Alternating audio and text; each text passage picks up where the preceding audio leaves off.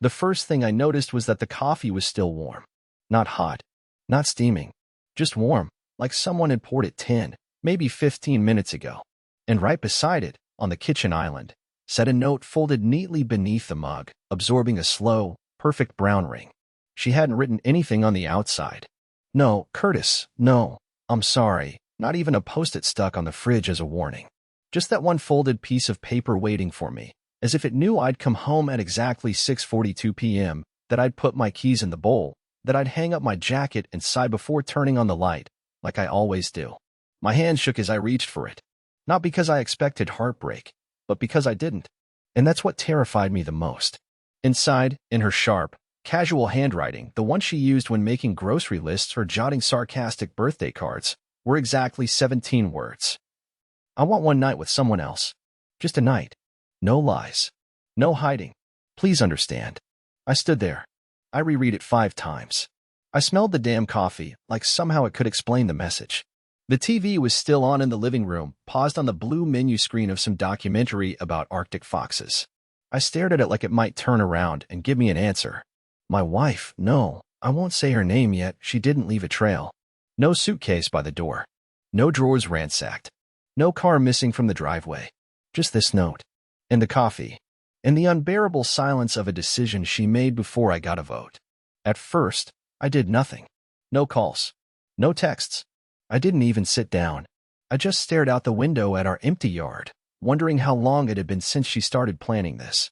Since she moved from maybe I should to I will. Since she stopped seeing me as someone she could talk to and instead became someone she needed permission from. And here's where the story truly begins, because after 30 minutes of standing in our kitchen like a statue, I walked into the bedroom, opened the drawer where we keep the blank stationery, and wrote 2 letters. 2 options. 2 futures. Each in its own envelope. She would pick one. And when she returned, I would make sure she understood exactly what it meant to ask me for a night with another man. I didn't sleep that night. Not even for a minute. Instead, I sat at the edge of the bed with both envelopes in front of me, watching the ceiling fan spin like some ticking metronome of a marriage falling apart. I had no plan, no clever strategy, just instinct. Pain-fueled instinct wrapped in paper and sealed with the kind of stillness that only heartbreak can cause. Inside the first envelope was what she expected, permission. One night. A pass. A silent contract that said, go ahead. Just make sure you come back like nothing happened. I wrote it exactly how I thought she wanted it. Polite. Cold. Formal. No emotion. No questions. Just a single sentence. You have your night. Afterward, we never speak of it. Inside the second envelope was something else entirely. It was short, but not simple. 5 lines. And those 5 lines would either break her or wake her up. It read, if you choose this, you leave the house tonight and don't come back. You don't text. You don't explain. You don't look for me tomorrow. Because if you walk out that door, I'll be gone before sunrise. No threats. No dramatics. Just a mirror. A reflection of what she was really asking me to become. Invisible. At around 3:30 a.m., I left both envelopes on the kitchen table. I didn't leave a note. I didn't make coffee. I just sat silently in the hallway, in the dark, waiting for the sound of the door. Waiting to see which version of me she chose. When the door finally opened at 6:02 a.m., she stepped inside like someone returning from yoga, not betrayal. Still wearing her gray hoodie, hair tied up, earbuds in. She didn't see me at first. Just walked into the kitchen, placed her phone on the counter, and froze when she saw the envelopes. That was the moment she realized something had shifted. She stared at them. Didn't touch them. Just read the words written on the front in bold black ink. Choose.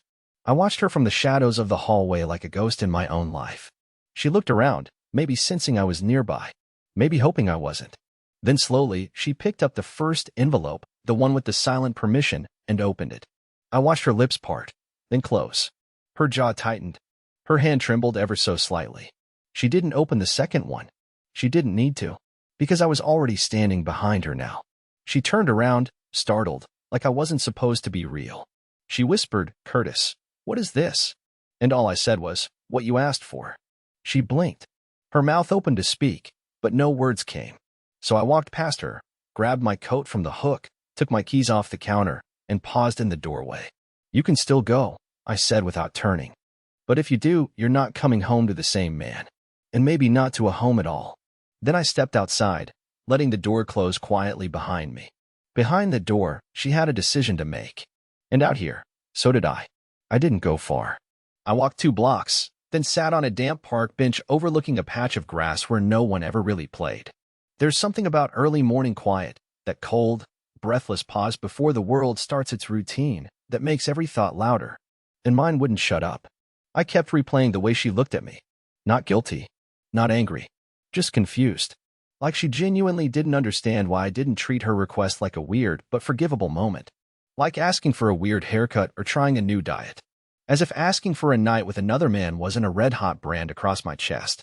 I sat on that bench for an hour and 22 minutes. I know because I checked my phone 17 times, but no text came.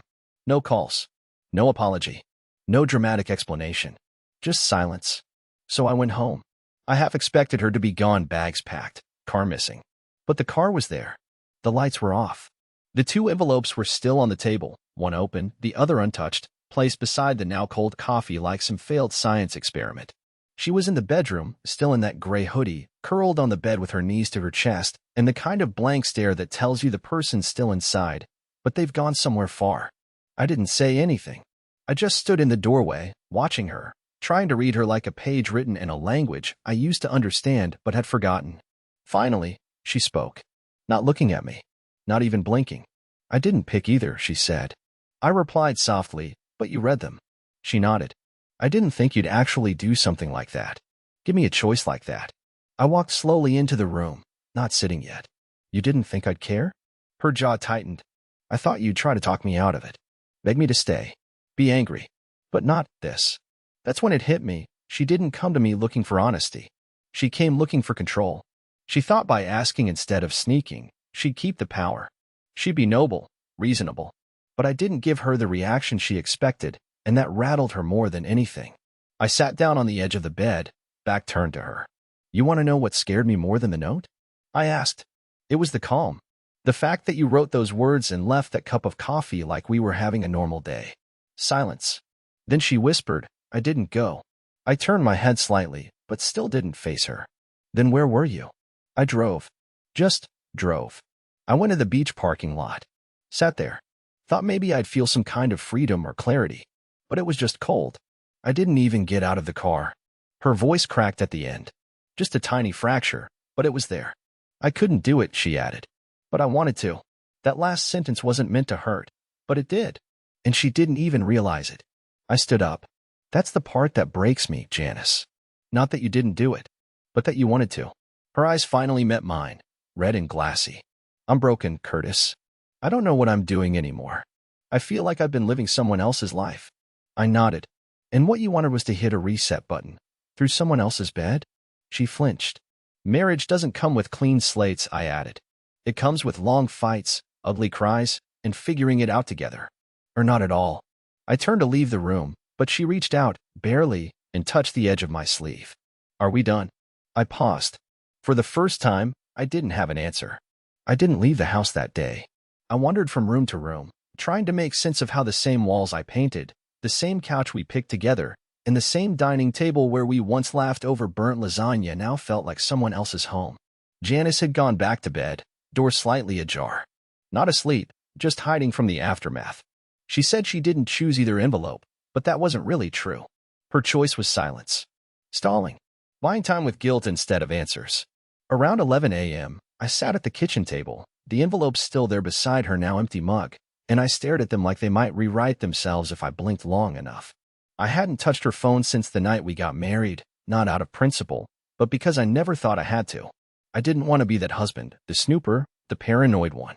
But when I went into the living room to clean up the blankets we'd left tangled from the night before, I saw her phone buzzing face up on the cushion. No lock screen. No password prompt. Just wide open on a messaging app one didn't recognize. And there it was. A thread of messages. Not long. Not flirtatious. But clear. Still thinking about last week, one said. Let me know when you get a night alone. My stomach folded in on itself. It was from someone saved as Miles Studio. My mind went blank for a second. Studio?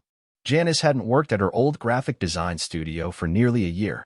She said the freelance life suited her better, less pressure, more space to think. Apparently, it also gave her space to meet someone named Miles. But what hit me even harder than the messages was the timing.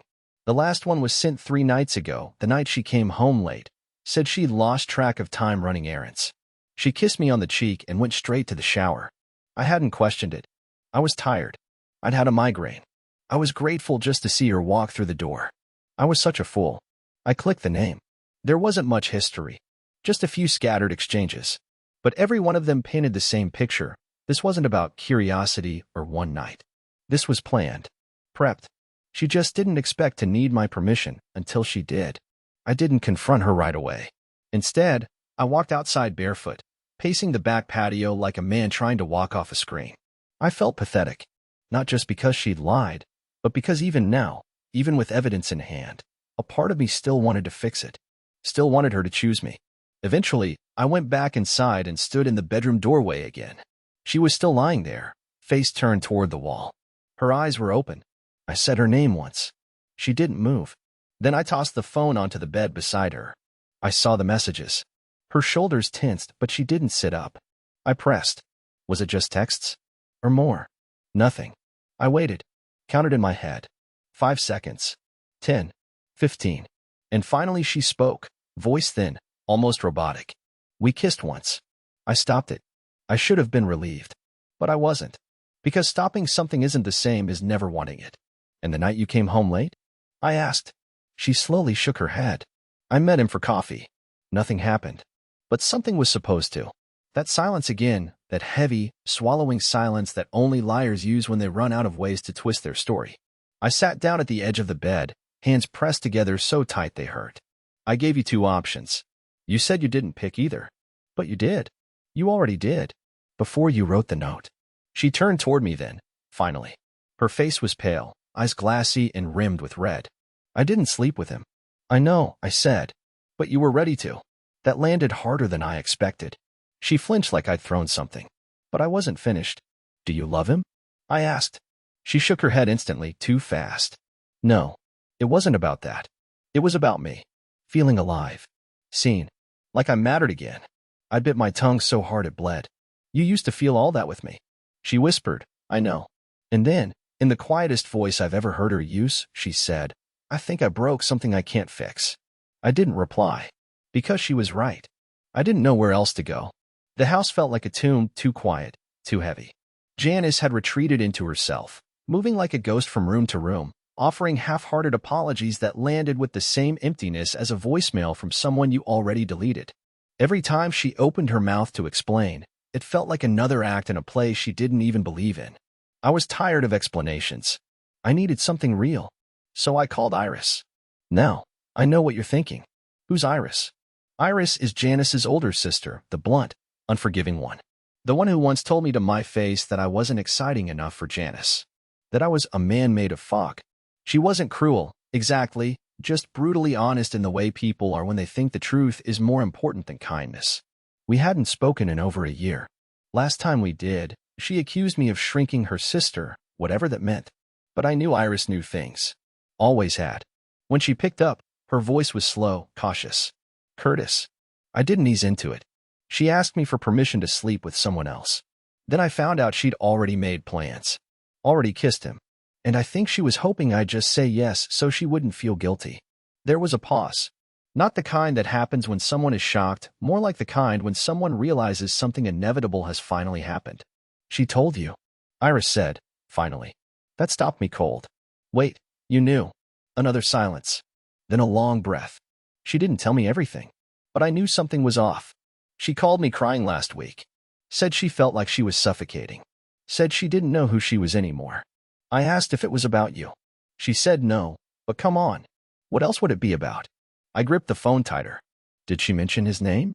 No, Iris said slowly. But she did say something that struck me. She said, I think I'm sabotaging the one person who's always been in my corner, and I don't know why. My throat burned. I wanted to scream, or laugh, or hang up. But instead, I asked the only question I hadn't allowed myself to ask anyone else. Do you think she ever loved me? Iris sighed, a deep, heavy sound like she was debating whether I could handle what she really thought. Yeah, Curtis. I think she did. But I think she loved you in a way that was more about needing to be rescued than building something real. You were her calm, her anchor. But some people mistake calm for boredom. And anchors? They start to feel like weights. That analogy hit me like a brick. And it made too much sense. I had always been the safe choice. The stable one. The one who remembered to change the air filters and kept the freezer stocked. But safety doesn't excite everyone. And somewhere along the line, I think Janice started to confuse steadiness with stagnation. I thanked Iris and hung up, feeling more hollow than ever. I didn't go back home right away. I drove aimlessly for nearly an hour, passing all the places we used to go, the movie theater with the broken marquee, the diner with the sticky counters and burnt coffee, the walking path where she once told me she wanted to name our imaginary daughter, Ruby. And then I did something I didn't plan. I drove to the address I found in her messages. Miles's studio. It was in a rundown plaza, tucked between a vape shop and a gym with cracked windows. The sign out front was barely hanging on midline creative in peeling black letters. I didn't go inside. I just sat across the parking lot and watched. And then, just as I was about to drive away, I saw him.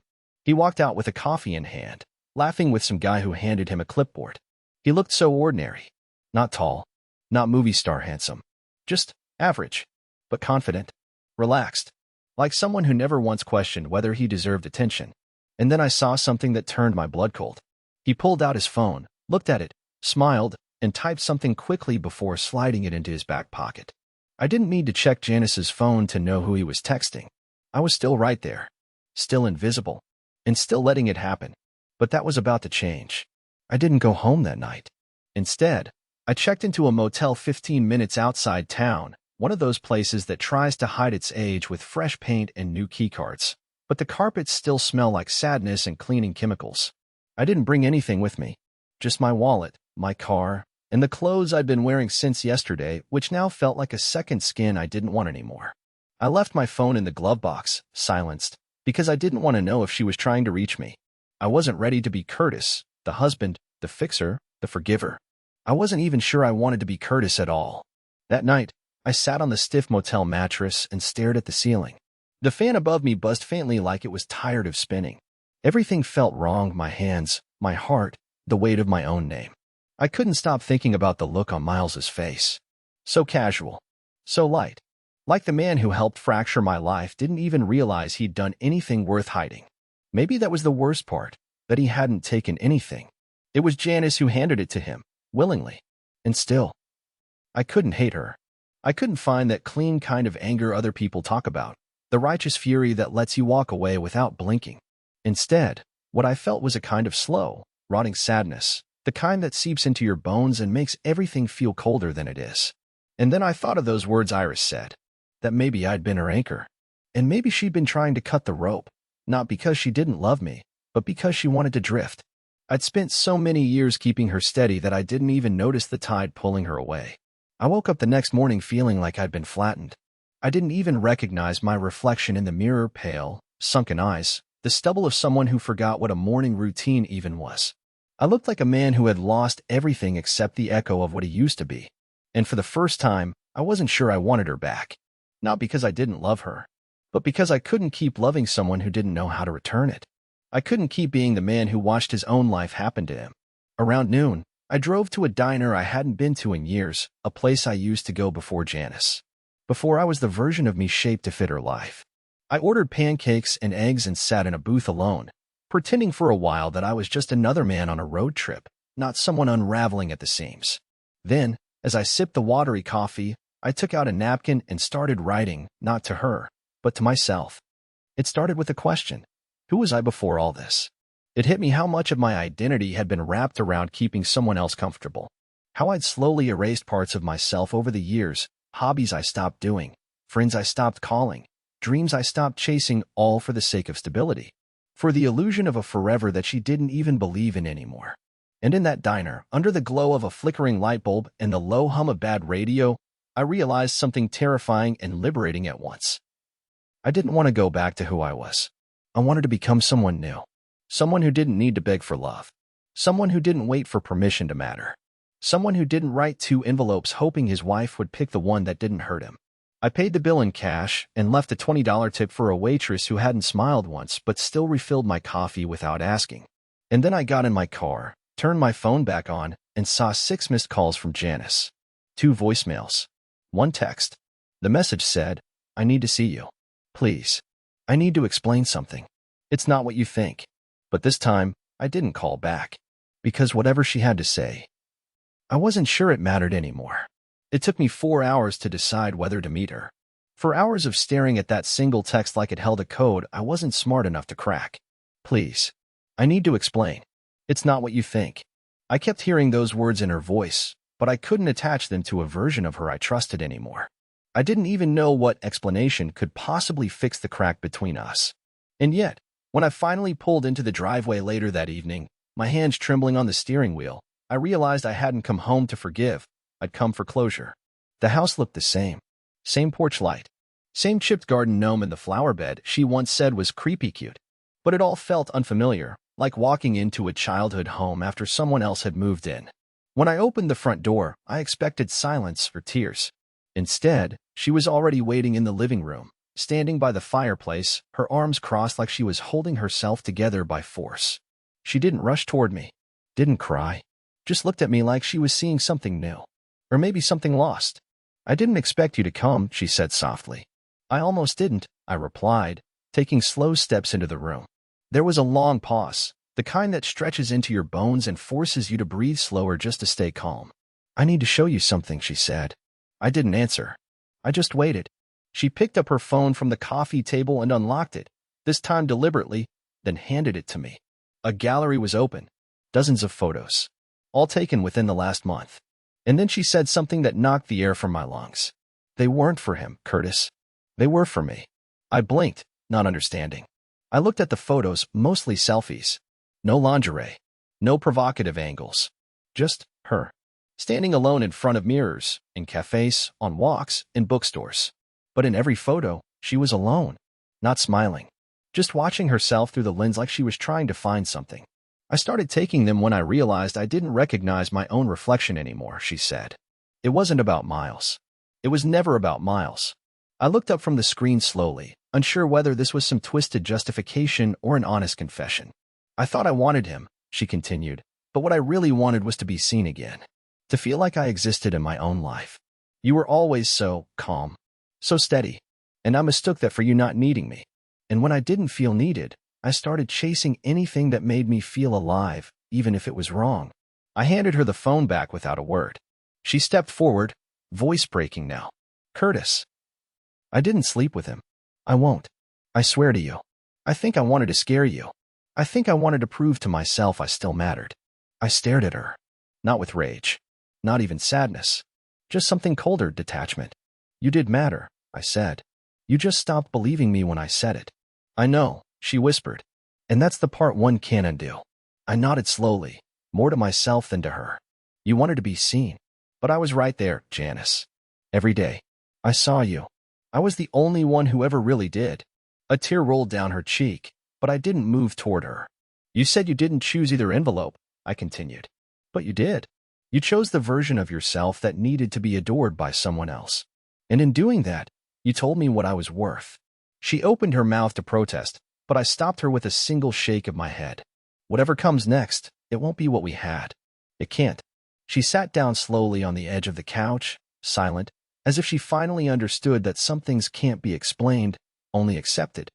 And then I walked into the hallway, toward the bedroom, not to pack, but to retrieve one last thing I needed before I could make a final decision. She followed me with her eyes, but not her feet. She didn't ask what I was doing. Maybe she already knew. The box I pulled from the bedroom closet was small, unremarkable. It was where I kept old receipts, expired warranties, and things I told myself I'd get to someday. At the bottom, wrapped in an envelope yellowed at the edges, was a folded letter I'd written to myself on our 5th anniversary. I don't know why I saved it. Maybe I always knew I'd need to read it again. The letter was simple, a list, really. 5 things I loved about Janice. 5 things I promised myself I'd never stop doing. Some were trivial, keep noticing when she wears new earrings. Others were big, don't stop asking her questions, even when she seems quiet. I read it twice, my heart aching with the memory of the man who wrote those words, hopeful, wide-eyed, still believing in permanence. I walked back into the living room and handed the letter to her. She looked at me, puzzled. I wrote this years ago, I said quietly. Back when we still believed we were writing one story together. She unfolded it with trembling hands, reading silently. Her lips quivered on the third line. When she looked up, tears slipped down her cheeks, unhidden this time. You still care, she whispered. I nodded. I always did. That was never the question. She wiped her face, still holding the letter as if it were made of glass. So what now? I sat down across from her, feeling the gravity of this final moment. Now we stop pretending we didn't go too far. And we start deciding if there's still something worth saving. She blinked, startled. You're not leaving? I took a breath. I was ready to. I still might. But not out of spite. Not to hurt you. I just needed to remember who I was without this weight on my chest. And now that I do, I can see things clearly. I see the hurt. I see your fear. I see the places we both stopped trying. And I see that maybe, just maybe, we don't have to throw the whole thing away. She nodded slowly, cautiously. I want to fix this. I'll do the work, Curtis. I swear to you, I'll go to therapy. I'll tell you everything. No more hiding. No more stories. I studied her face, searching for that version of her I first fell in love with. She wasn't the same woman anymore. And I wasn't the same man. But maybe that wasn't a bad thing. Maybe we needed to lose each other a little to remember what it meant to hold on. I don't need perfection, I said. I just need honesty. And you'll have to earn that back. Day by day. Word by word. She stood up and crossed the room slowly. Then, carefully, she knelt in front of me and took my hands. I'll do it, she said. Not because I'm afraid to lose you, but because I finally understand what it means to deserve you. And for the first time in what felt like years, I believed her. We didn't fix everything overnight. We didn't pretend things hadn't cracked. But we started again. Small steps. Long talks. Real honesty. No more sleeping in silence or avoiding each other's eyes. A month later, we planted a garden in the backyard, just a small one, a row of flowers she always said she loved but never had time for. Every morning, I'd water the soil, and she'd join me with coffee in hand, still in her robe. We didn't talk about Miles. We didn't need to. That chapter was closed. Because we were writing a new one. Not perfect, but ours. And for the first time in a long, long time, that was enough.